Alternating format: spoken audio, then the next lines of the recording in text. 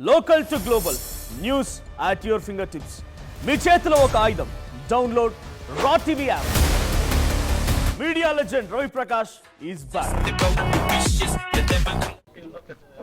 కల్తీ నెయ్యి విషయము క్లియర్గా కల్తీ నెయ్యి విషయంలో అసలు మెయిన్ ఆరోపణ ఏమి? దీంట్లో జంతు కొవ్వు ఉందని, అంతే కదా. మిగతాన్ని పక్కన పెడదాం. మెయిన్ ఆరోపణ ఏమి? జంతు కొవ్వు ఉందని. జంతు కొవ్వు ఉందని చెప్పినందువలన ఎవరు చెప్పిండేది? ఒక రాష్ట్ర ముఖ్యమంత్రి. ఒక రాష్ట్ర ముఖ్యమంత్రి చెప్పినందువలన, స్టేట్మెంట్ ఇచ్చినందువలన కోట్లాది మంది ప్రపంచంలో ఉండే హిందువులందరూ కూడా బాధపడినారు, ఇబ్బంది పడినారు. ఈరోజు ఏమని చెప్తుంది? జంతు కొవ్వు లేదు అని. సో జంతు కొవ్వు లేదు అని అన్నప్పుడు ప్రధానమైన అంశం ఏం? దాంట్లో జంతు కొవ్వు ఉందా లేదా అని. జంతు కొవ్వు లేదు అని చెప్తున్నారు అంటే ఎంత బాధ్యత లేకుండా అబాధ్యతతో మాట్లాడినట్లు.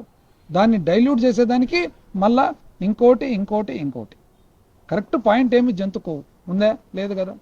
నిజం చెప్పాలంటే హిందూ ధర్మాన్ని, హిందువులందరి మనోభావాలు దెబ్బతీసినందుకు కోర్టు సుమోటో టేకప్ చేయాలి. మరిన్ని వీడియోస్ కోసం ఛానల్ ని సబ్స్క్రైబ్ చేయండి. లేటెస్ట్ అప్డేట్స్ కోసం వాట్సాప్ ఛానల్ ని ఫాలో చేయండి. అండ్ లింక్ డిస్క్రిప్షన్ లో ఉంది.